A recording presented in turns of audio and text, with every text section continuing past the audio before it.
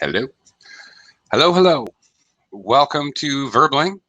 I am teacher Oakley.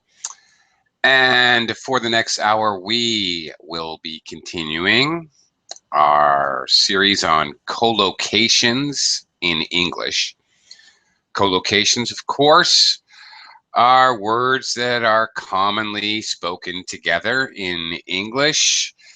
Collocations can include colloquialisms, expressions, even idioms, but also just simple combinations of words such as adjectives and nouns, or, verbs and object nouns that are commonly used by native speakers. Today's focus of the class will be on collocations, which we use to discuss global problems, things like the environment and extreme weather and things of that nature.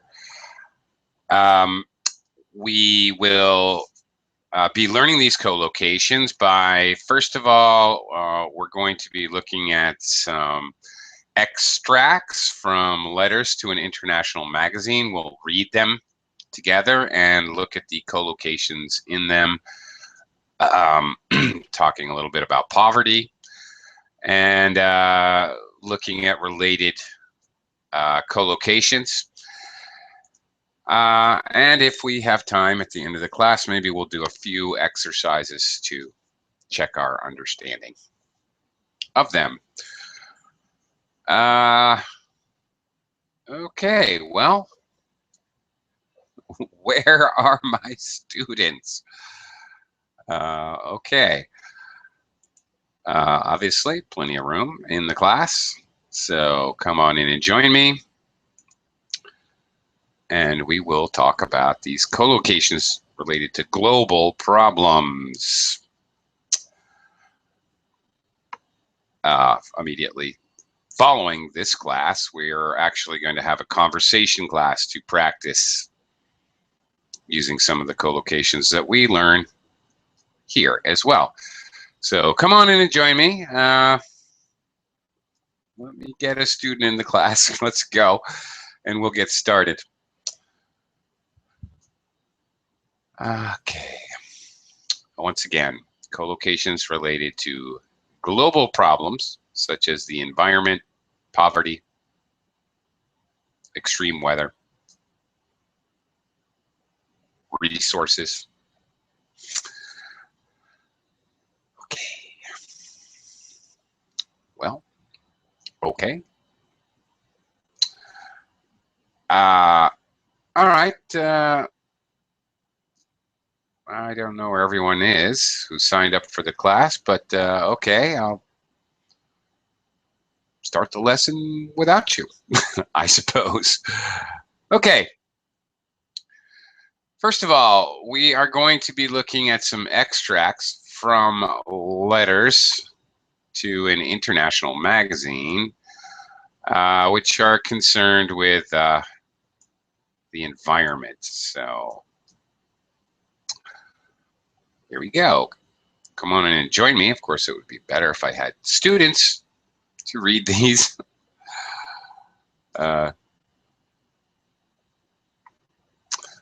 Anyway, all right. Okay, talking about the environment. We are going to look at these extracts from letters and read them. You will notice that the collocations, words that go together, are in bold print. Okay. Of course, obviously, there we go. Okay. Hi, Sasha. Welcome to the class. Thank you. Thank you. How are you? Good. Running out of ways to procrastinate, but okay, great. I've got a student. Now we can do a lesson. Super. All right, Sasha, can you go ahead and look at this extract from a letter to a magazine, and go ahead and read a couple sentences, and then we'll talk about the collocations that appear. Yeah, your article on climate change was excellent. Rising sea levels and the increase in greenhouse gases are the result of our action. We are disturbing the ecological balance everywhere, as can be seen in the decrease in fish stocks in the oceans. Okay. Of course, a wildly popular common collocation is climate change nowadays, on everyone's tongue. Of course, it used to be the collocation everyone talked about was global warming, right? Sasha, why did they change the sort of catchphrase from global warming to climate change? Do you know? Or what's your idea why they did that? Maybe because it's not only warming, it's I don't know, the different changes, not only warming. Because Mm-hmm. it's the lay only ozone, or how to say it. I'm not I sure. don't know exactly. I'm not sure what you're trying to say exactly. But yeah, essentially, yeah, that's correct. As the weather patterns change, for example, jet stream patterns. Do you know what a jet stream is? By the Jet way, stream? jet stream. Yeah. No, jets, like plane.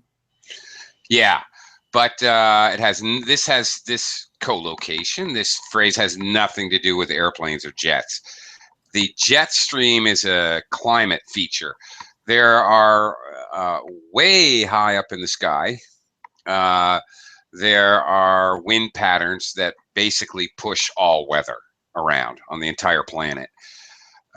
These are called the jet streams, and they circle the globe. A jet stream goes all the way around the planet, and it basically pushes the weather normally from the west to the east. It kind of goes up and down. It doesn't stay flat at exactly one latitude, but it kind of bounces up and down. When this jet stream changes its normal pattern, the climates change their normal pattern. So a few years ago, for example, in Russia, there was a huge drought. But that doesn't mean the water disappears. That just means the water goes somewhere else. So the jet stream had changed, basically, fundamentally what had happened. And so it was much drier in Russia. It was much wetter in areas like Pakistan and India, Sri Lanka, etc. That area of the world was getting 4 times, 5 times, 6 times the amount of rain, and Russia was getting 4 times, 5 times, 6 times less. So it wasn't just warming, it was climate changing. Right. Last winter in the United States, they had extremely brutally cold weather. But that doesn't mean that there's no global warming. That means the weather tends to balance out. That means somewhere else it was a lot warmer than normal, and the jet stream had changed. It was dipping down much farther into the United States. Anyway, that's what the jet stream is. Okay. All right, we've got a couple other students joining the class. Let me quickly say hi to Sasha. Hello, welcome. Oh, I already said hi to Sasha. Sorry. Mustafa. Hi, Sasha again. Mustafa, hello. Hello, hello, teacher. Good to see you again. Hi. Hi. Hi again. Hi, hi, hi. Okay. And also Saban is with us. Okay. Hey, good to see you, teacher. Hi. Good to see you as well. Okay, I'll get with you guys in a second. Sasha, let's finish talking about this. What are greenhouse gases? Another catchphrase. basically a phrase that, greenhouse gases. yeah. It's it's written below. Gases which cause the greenhouse effect, especially carbon dioxide. Oh, especially carbon dioxide, yes, but also methane. From factories, I guess, and from cars. Yeah, well, from factories, from cars, actually breathing. When you breathe, you breathe in oxygen, you breathe out carbon dioxide. Yeah, sure, as well. Yeah. But if, obviously you don't breathe as much carbon dioxide in one day as a giant factory, tire making factory or something is going to, exude in one day, obviously. Okay. The verb to disturb the balance, yeah, not just ecological balance, but you can disturb a balance in other things as well, economic balance and other things. So that's really the collocation here is disturb a balance. Ecological is just the adjective. And finally, fish stocks. All right, it says below the number of fish. Strangely, I can't really think of another word we collocate stocks with other than fish. In fact, when you introduce fish into a lake or river, you stock the lake. That's what it's called. It's used as a verb. Do they do that, Sasha, in Russia? Do they stock lakes and rivers? What does it mean stock? Yeah, okay. They literally grow the fish eggs like in a, not really a factory, but more or less, yeah, a factory. Yes, I got it. Yeah. And then they bring them to a river and let them loose. Yes, sure. But especially it's very common to special like private part of the river or ponds where you can pay money and fish and go fishing. Right. And pond, that would be called a stocked pond. And these are private. Right. Yeah, they have those in the United States as well. Here in the Philippines, actually, they have stocked ponds. But anyway, even wild rivers in the United States are frequently this happens a lot. Lakes, ponds, rivers in the United States are stocked, artificially introducing more fish into the population. Very common practice. It's interesting. I like to fish. I'm a fisherman. I like to fish for trout. And if you go to a river like that and you catch a fish, you can tell the difference. If you catch a rainbow trout, I can just look at it and I instantly know this is a stocked trout or this is a wild trout. It's really quite obvious. Like, for example, the colors, stocked fish tend to be duller colored. They look different. It's strange, but true. They look, I don't know, almost compared to the real wild fish, they look kind of cardboard. I don't know. They look fake. It's hard to explain, but kind of interesting. You really instantly. Let me quickly welcome Ken to the class. Hi, Ken. Yes, hello. Hello. How are you? Yes, I'm fine, thank you. Okay, great. Okay, we're gonna right now we're looking at global problems in the class, but in the environment for right now. Mustafa, can you read this excerpt from a letter to a magazine, please? Okay.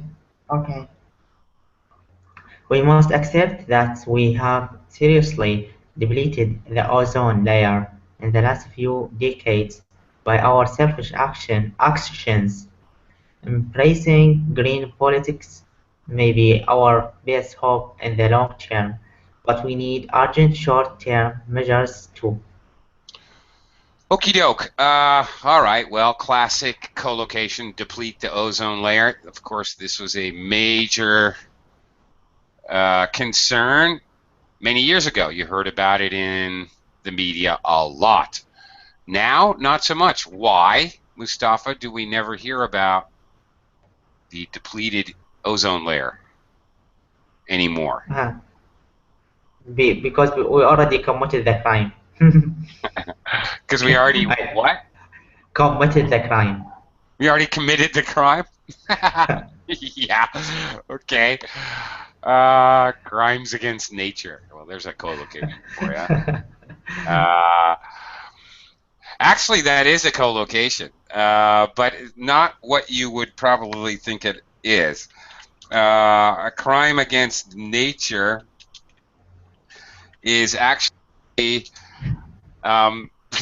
when a human being does something that is just not natural. I don't know. You get married to a tree, for example, or you have relations with a chicken. It's a crime against nature. It's just not right. Okay, so it actually has a different kind of more abstract meaning. And it is a co-location. Okay, actually, Mustafa, the ozone layer, you don't hear about it because measures were taken. CFCs were banned. Chlorofluorocarbons, which were what were destroying the ozone layer, were banned, or greatly reduced at least, in most industrialized countries. And the ozone layer is actually healing itself. So you never hear about the good stories. But in fact, the situation is actually improving. So of course you never hear about it now. So it's gonna downhill, right? What's that? It's gonna downhill. It's going downhill? No. If something's going downhill, that means it's getting worse. So it's improving or getting worse for the ozone layer? It's improving. It's healing itself, more or less. It's getting better. It's actually right about now. I read an article about it maybe a month ago, so I'm a little vague, but basically the rate of depletion has slowed to 0, and it's actually slightly improving. It's at some kind of a turnaround point. So naturally, yeah. So that's good for us because we already commit a lot of global warming problems. Right. Yeah. Of course, it's good. Yeah. The ozone layer specifically keeps out radiation, so that if there were no ozone layer, we'd all be dead from skin cancer in about a year. Exactly. The sun gonna burn us all. Necessary. Yeah. Okay, the ozone layer this is a little bit dated material, so the ozone layer situation is improving. That's what people get very depressed about the environment. Oh, you can't fix things, but the ozone layer is a success story. Acid rain, at least in some places in the United States, acid rain was a huge problem back in the 80s, but the government forced factories and industries to use sulfuric acid blocking measures in their smokestacks, in their processes, whatever. And it worked. Acid rain, the forests that were brown and orange are basically lakes that had no fish in them are basically getting better. It is possible to improve environmental situations. It's not all bad news. Okay, now Mustafa, green. Green what? What else can green co-locate with? Green politics, fine. Here's one example. Do you know green soil? Green soil? Green soil? No, not really. And don't tell me Soylent Green. Does anybody know what Soylent Green is? Where that comes from? It's fictional. It's a classic old movie. Has anyone ever heard of Soylent Green? No? Okay. Can I? Is this soil or what? No. No, it's a science fiction movie. Charlton Heston back in like I think the late 70s or something. It was a very famous movie at the time about overpopulation, another global concern. And actually, the people there was manufactured. You had like cereal bars. That's what it looked like in the movie. But it turned out that Soylent Green was people. They were creating these like very funny and partly kind of science fiction that was a little predictive. They looked like cereal bars, which later came into existence, and now people use them for like vitamin bars. That's basically what they were in the movie. Anyway, whatever. Can you think of other green? Green what? Nothing in top of my head, teacher. Sorry. Okay. How about anybody else? Green. Green. What else? Anybody? Interesting symbolism in English. Green sometimes symbolizes jealousy or greediness. Envy. Envy, yeah. Yeah, we even have the phrase "green with envy." Yes, very true. Yes, it has that connotation of being jealous or envious, and the phrase "green with envy" is very common. That is true. Okay. Interestingly, not in most English-speaking countries, but here in the Philippines where I live, if you're green-minded, that means you have sex on your mind all the time. It has different connotations in different places, but green meaning environmental. Does anybody know any collocations with green other than green politics? No, really? Okay. Basically everything. Well, green building. You can kind of stick green in front of almost anything. Green city, yes, very good, Ken. That's right. Green herbs. Yeah. Okay. Well, okay. Mustafa, a green city, a green building, green politics. Okay, these are basically what are called set phrases when we look at collocations. Green herbs, okay, that is an adjective and a noun. That is called a descriptive phrase. Okay, just so you know what you're saying. It's a perfectly valid descriptive phrase, but that's what it is. We're looking for strong collocations, or maybe I could alternately say set phrases with green. Okay. All right. Basically, these days, people can stick the word green in front of anything and everything. A green process, a green manufacturing, green city, green building. I don't know. Green energy. Lots of things to mean environmentally friendly. Okay, Saiban, can you read this next excerpt here? Green war. Yeah, okay. Yes. I don't know about that one. Good idea for a science fiction book, though. Okay. The windmills against the solar panels. It's a war. Okay. Right. Anyway, all right. Okay. Teacher, should I read number 1 or 2 or? Never mind the numbers. Read the part that is shaded here. Okay. This. Oh yes. Okay, teacher. It is clear what we must tackle pollution before it is too late. Exhaust foams from millions of vehicles and the burning of fossil fuel are causing irreparable damage to our environment.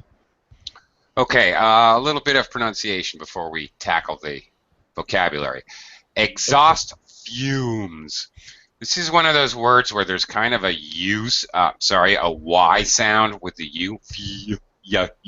Fumes. Fumes. That's it. Okay. Exhaust fumes. Don't forget your S's, Saiban. Vehicles. and fossil Yes. fuels. Don't forget Fossil. the Okay. S. Fossil And fuel and vehicles. yeah, you just forgot the S. Your pronunciation is fine, but you forgot to add the S sound. Also, irreparable. Second syllable stress, irreparable. Irreparable. Yeah, this middle kind of A here, right in the middle, this is basically a dropped syllable. It's dropped. Okay. We don't even pronounce it. Yes. Irreparable damage. Okay, now, okay, there's actually a lot to talk about. You can tackle pollution. What else can you tackle, Saiban? This co-locates with other words. Tackle is a verb. What else can we Oh, tackle? okay. Okay. Yeah. The tackle. Okay. Um. Oh, corruption. Tackle a correction? Corruption. Can we say Corruption. corruption? Yep, Corruption. very good. Yes. Tackle pollution, tackle corruption, tackle human trafficking, basically tackle a problem. You tackle a problem. It's a very strong collocation, and any individual actual problem can be collocated with tackle. Tackle an issue, tackle a problem, or any actual example of a problem can be collocated. I use it in my class descriptions as well. Today we're going to tackle collocations related to global problems. Tackleberry. Okay. Funny.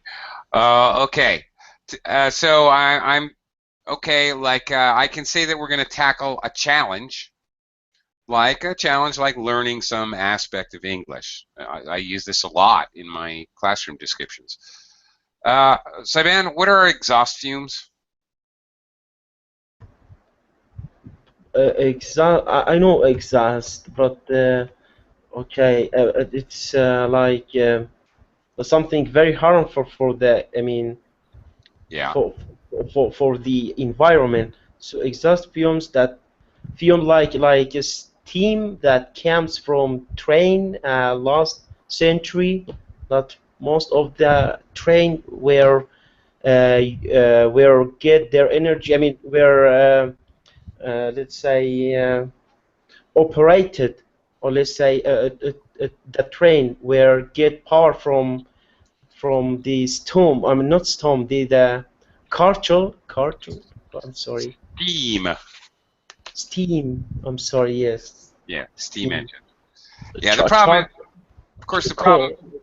Yes. Coal. I'm sorry. That's right. Coal. That's right. The problem isn't the steam. Steam is just water vapor. The Okay. problem, of course, burning coal. Burning of fossil fuels. Coal is a fossil fuel. Okay, exhaust fumes, sometimes just called exhaust, sometimes co-located with fumes. Often we just say exhaust. Usually we think exhaust, we think of what comes out of your car when it's running. That's it, but of course, you're right, it could be a train, it could be other things. Planes have exhaust. Yeah, lots of different things have exhaust, but usually we think of cars.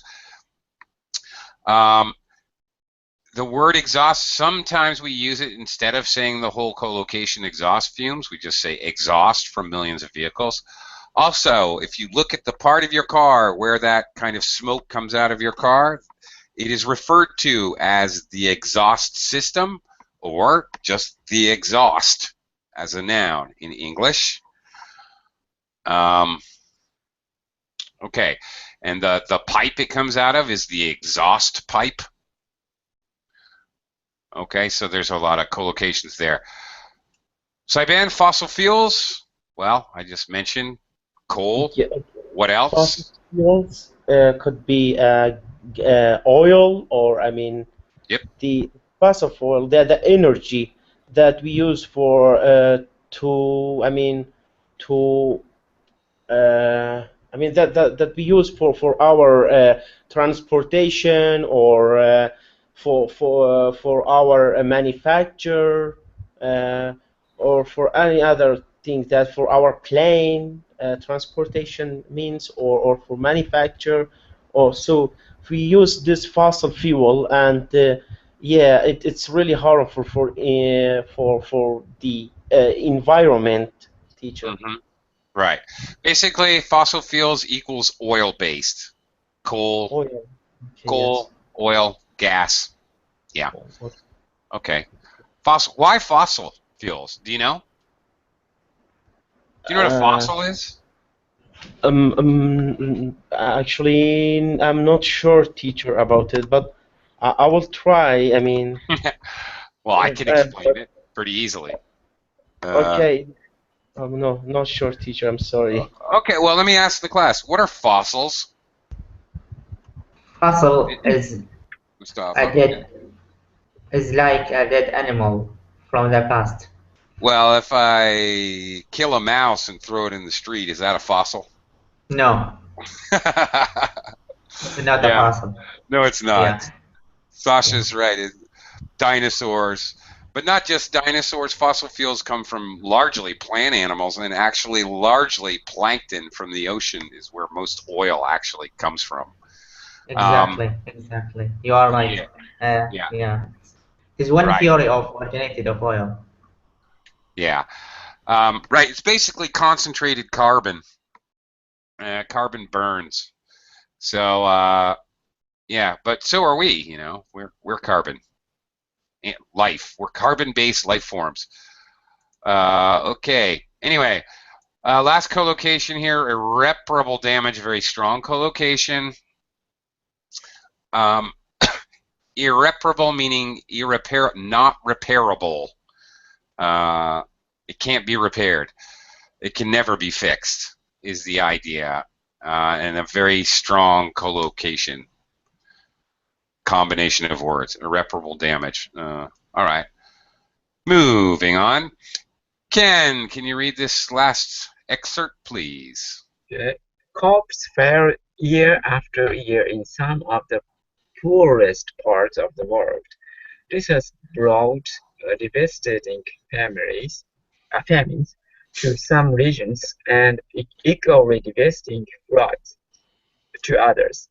We call the natural disasters, but it Yeah. is human beings who are causing them.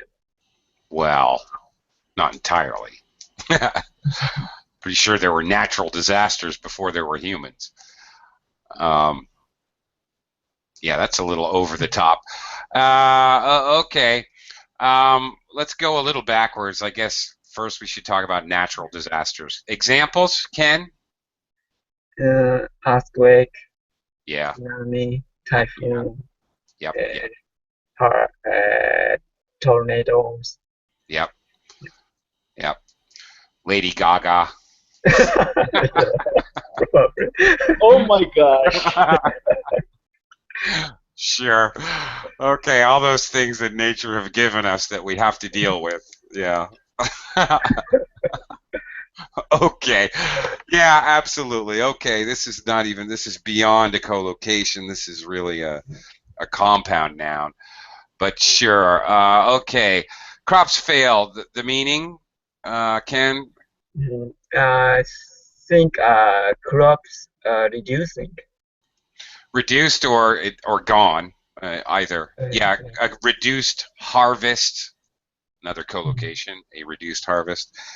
Right, you can hear crop failure as well as a very strong collocation, very obviously related. Yeah, okay. Crops, of course, being what, Ken? Huh? Crops? What What are is it? crops? Crops is wheat or agriculture production. Yep. Agri products. Agri products. Oh, good. Yes, any agricultural products at all, whether they are grown to eat or grown to wear, like cotton. Okay, very good. Now, devastating famines, devastating floods. obviously, you see devastating with a couple different nouns. Basically, you can collocate devastating with any kind of natural disaster. A devastating earthquake, a devastating flood, a devastating volcano eruption, doesn't really matter. Sasha, any product, not only cereal? Yep. Watermelon crop, cotton crop, even if you don't eat it. Cotton crop. You could have a marijuana crop, Sasha. Doesn't even have to be beneficial. You could be a poppy crop to make morphine or heroin, any kind of plant that people grow for whatever reason. Yep. Okay. You're welcome. So devastating can go with any kind of, and it very commonly does collocate. Every time there's a disaster on the news, you're going to hear the announcers say, devastating. There was breaking news. There was a devastating earthquake in Nepal today. They're almost certain to use that word. It's super common. Okay, we're going to now look at our radio interview with Pascal Del Rio, an international expert. Talking about poverty, we're going to shift gears to poverty. So I'll be the interviewer, and you guys can take turns reading Del Rio. So Sasha, Mr. Sasha, do you believe we can solve the problem of world poverty? I'm more optimistic now than before. Millions of people have succeeded in escaping poverty in the last decade. But it's also true that in some regions, more people than ever are living below the poverty line, and we must help those people to lift them out of poverty. Okay. Lift them out of poverty. Okay, all these collocations are very common. The people escape poverty themselves. How do people escape poverty? Run away. Sometimes it's just to start working. Sometimes. Sometimes to start working. Sometimes to find a job. Yeah, absolutely. Yeah. Sometimes to migrate to another country. Yep. Sometimes through programs like lending programs or other beneficial, I don't know, beneficial programs. Win the lottery. Yeah, that would help. Okay. Below the poverty line, what is the poverty line, Sasha? Do you have any idea what they mean? Yes, I know what it means. Good. I'll try to explain. Good. Explain it to me, because poverty line is like I don't know. Yeah.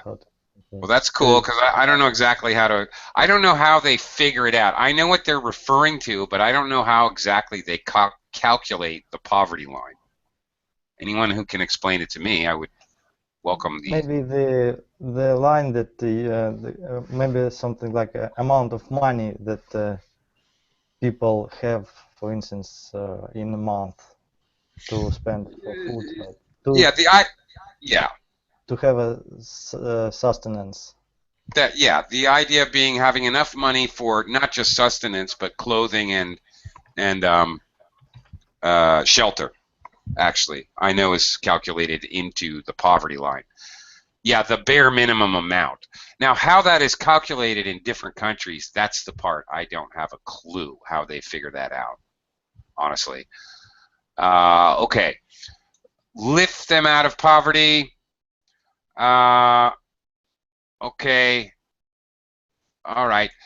The changing income levels have lifted most of the country out of poverty. We talk about something else helping people become not poor. When they escape poverty, we're talking about the people making themselves not poor. So two different kind of active and passive uses or collocations. Okay, Mustafa, how can we achieve that?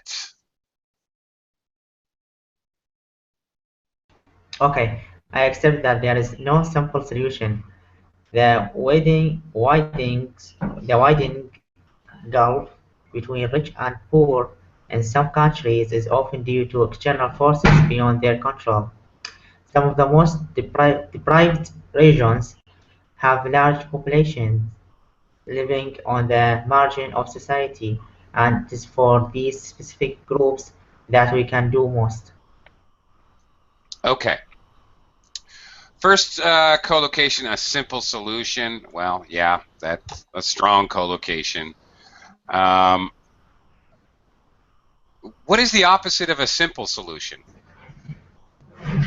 Do you know, Uh, Mustafa? the no-brainer one or the obvious one would be like complicated solution. Yes, it is. Very good. That is exactly it. That is the strong collocation I was looking for. Exactly. Very good. All right, and I like your use of another, the simple solution for that answer. As you said, a no-brainer is a simple solution. That's another colloquial kind of slang way that we say a simple solution. It's a no-brainer. All right. The widening gulf. Okay, what's between the rich and the poor? What's the meaning there? Widening gulf between rich and poor. Some countries often due to external forces. Ah, the large difference between them. Yep. Okay. We can also say there's a gulf. It's often used abstractly. There's a gulf between the two warring factions or countries. There's no way they're going to make a peace treaty. There's too much of a gulf between them. Widening means it's getting wider. The opposite would say narrowing gulf, but although that, I guess, qualifies as a collocation, you just basically never hear it. Right, very common, widening. By the way, Mustafa, pronunciation, widening. Oh, widening. Yeah, 3 syllables. Widening gap, yes, Ken, and that's another common one, meaning the same exact thing, synonym. Yes, good, I've forgotten about that, thank you. Deprived region, okay. All right. If you're deprived, what does that mean? A Poor. person can be deprived. Poor, yeah.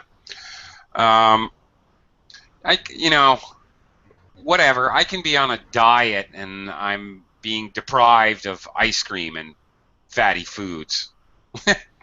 Okay, so it doesn't have to mean poor. You can be deprived of something. I I know the deprived maybe person. Person, yes, we Yeah. use this for people, for person. Mm. Deprived family, deprived person, deprived neighborhood, country, city, region, any of those things. A convict is deprived of his freedom, is how we say that. Yes, Sasha, we would say that would be a common expression. A convict is deprived of his freedom. Exactly. So not just money, but you can be deprived of, usually of, many things. Okay. What does this phrase mean, Mustafa? Margins of society. What does that mean? A population living, or somebody living, an individual as well, can live on the margins of society.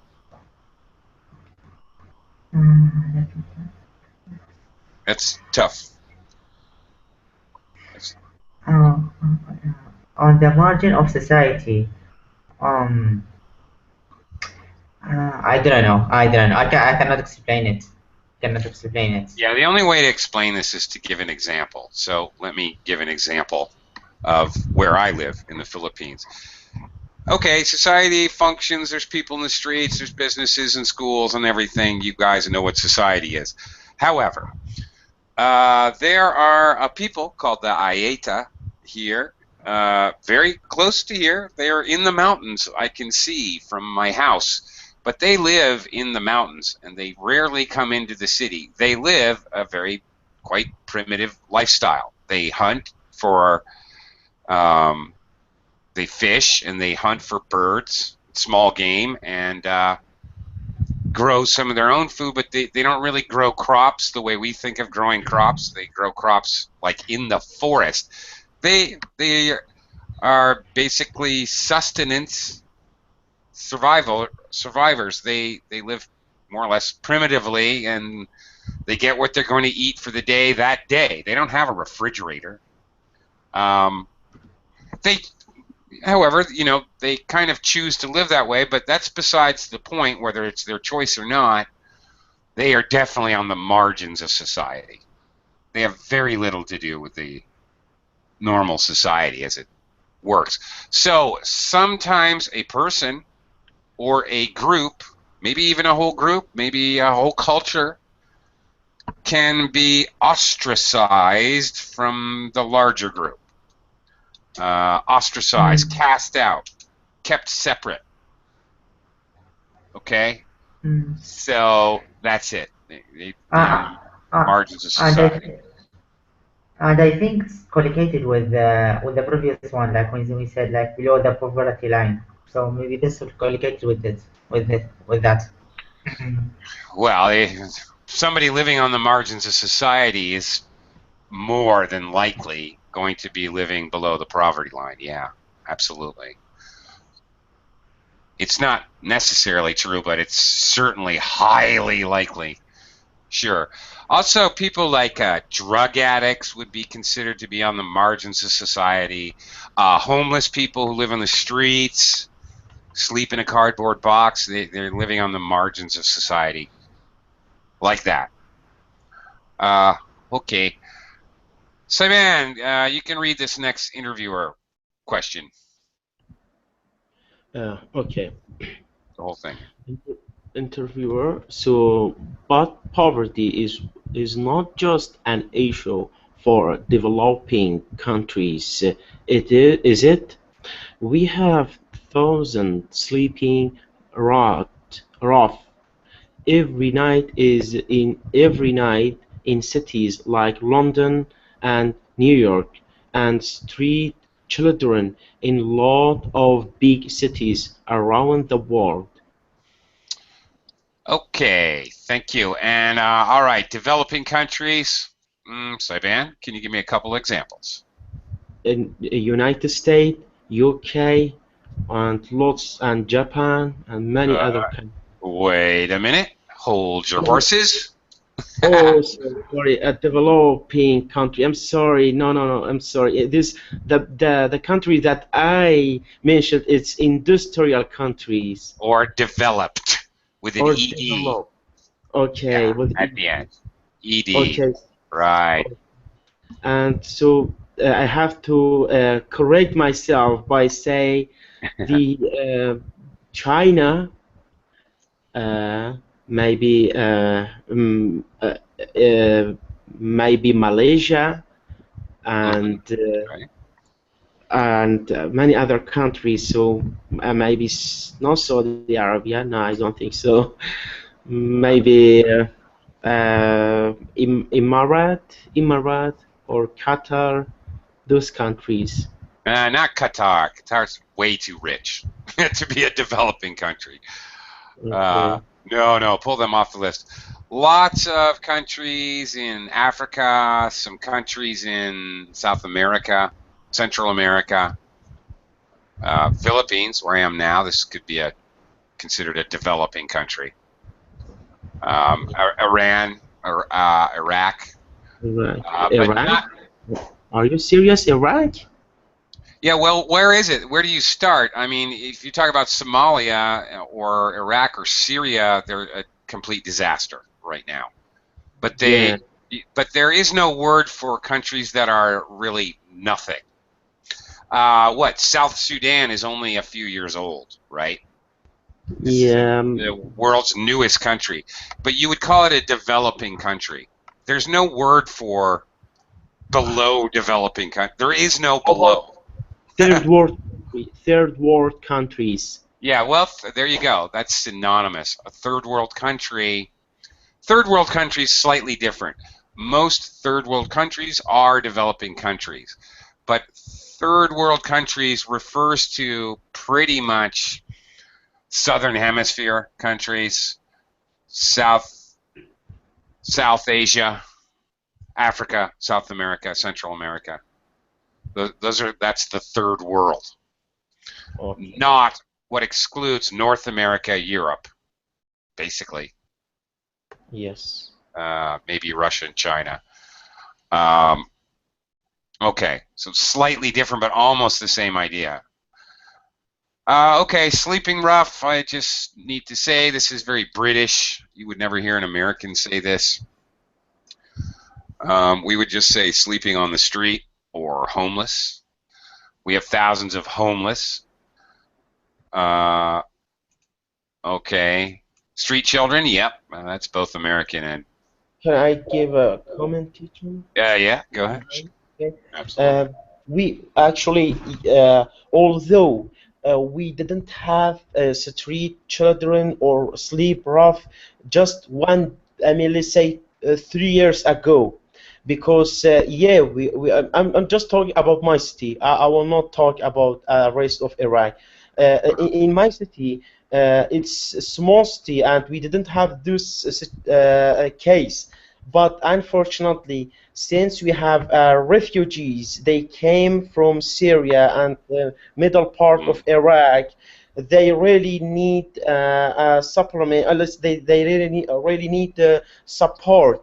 So most of those people they don't have shelters, let's say, or accommodation. So they, especially Yazidi people or their children or their family, they are sleeping on street, and we have lots and lots of street children, especially Syria. We got in our population in my city, it's 1 million, it's around 1 million, but we got like 1 million refugees. So Wow. it's lot. Really? Yeah, yes, the whole. You can just there's a formal statistic about this number that I just mentioned. 1 million refugees. So they call our city refugee city. It's really, Okay. yeah, really rough. Yes. It's really tough, teacher. And of course, that's exactly right. This is a problem in the world. It is a class about global problems, a huge problem right now. Migrants, of economic migrants or refugees, yeah, filling the streets, and of course having no shelter. Saiban, shelter. Yeah, absolutely. Okay. Thank you for correcting me. Sure. Huge problem in the world right now, as a matter of fact. Ken, can you read Mr. Del Rio's last response here, please? Okay. Where from? From I agree. I agree. Okay. I agree, and I accept that children and adults who live on the street are in desperate need, and that these social conditions breed crime. But so much depends on the global economy. Right now, we have a golden opportunity to combat poverty. Perhaps we cannot eradicate poverty altogether, but we can certainly alleviate poverty, and that is our challenge. Mr. Del Rio, thank you very much. Okay, alleviate. Yeah, you got it. Alleviate. Okay. All right, I already talked about living on the streets, so all right. Someone is in desperate need. Another collocation you may hear, dire need. We tend to use desperate need for a more general kind of need, and dire need. I have a dire need for water, Okay, whatever. Or maybe not. Dire need can be used generally as well, but desperate need, dire need. Okay, if something breeds crime, Ken, what do they mean? Social conditions breed crime. Maybe grows or Yeah, causes crime. Cause and crime. both. I would agree with both. Causes and grows. Yeah. Okay, Saiban, take care. All right, global economy. One note about pronunciation here. The combat when it's a noun. There was combat in the Congo today. We need to combat poverty. This is a commonality in English. First syllable stress when the word is a noun. Second syllable stress when it's a verb. Combat poverty. Or eradicate or alleviate poverty. Okay, lots of words that actually collocate there. Eradicate means what? Cannot eradicate. We cannot Fight poverty? Yes, absolutely. kind of get rid of. Yep, get rid of, erase, no more. Alleviate, on the other hand, means to lessen, not necessarily erase, zero at all. Okay, and golden opportunity. Very strong collocation. What is the meaning, Ken? Very good timing, good chance. Good chance, yes. Once in a lifetime chance, the perfect chance, golden opportunity. Right, that's exactly it. Okay, let's see if we can zip through a last couple. Alleviate, okay, Sasha, your question, alleviate or mitigate are both quite formal, okay? However, if we use mitigate, which would be useful and common, we often use the collocated phrase mitigate the effects of. If I was to see this mitigate, I would expect to see this form. But we can mitigate the effects of poverty. Or we can mitigate the, well, no. Mitigate the effects is pretty strong, collocation. You wouldn't normally say mitigate poverty. You mitigate an effect. You mitigate Can I say about a pain? symptom. Mitigate pain without the effect of. Or Mitigate pain? Yes, you Yes. can. Yes, you can. I was just thinking that. What- Mitigate the symptoms. Mitigate pain. I was just going to say but that. with effects of, where I can use it with. Mitigate the effects of the medication, mitigate the effects of the economic downturn, mitigate the effects of the flood, everything, anything where you're trying to lessen the effects of a bad thing. Okay, yeah, I got it. Thank you very much. Sure. Okay. All right. We just actually, Saiban and I were actually talking about this first part. Thousands of people seek political asylum in other countries every year. This is exactly what he was talking about. Most are genuine asylum seekers. Some are economic migrants. I mentioned they're moving to get a better job. Hundreds of people took to the streets. Sasha, what does that mean? Took to the streets. Go to the streets. Well, basically protest. Took to this, And strike. like, well, okay, could be a strike, but probably a demonstration. A strike is to protest against a company, specifically, not the government. You strike a company. You demonstrate against a government. So took to the streets could be for a strike, but if we say took to the streets without even this prepositional phrase to demonstrate, it is understood to mean a demonstration. Okay, debt repayments. Well, countries, third world debt repayment. All right, countries paying their debts. Okay, we've already talked about. Earthquake death toll, a very common collocation. How many people died? A count. Another common world problem, sexual exploitation and child labor. Exploitation, even without the sexual, of children. Exploitation of whoever. Okay, also very common. Okay, we are out of time. So thank you very much. Thank you very See much. you gentlemen again real soon, I hope. Bye for now. Thank you. Bye.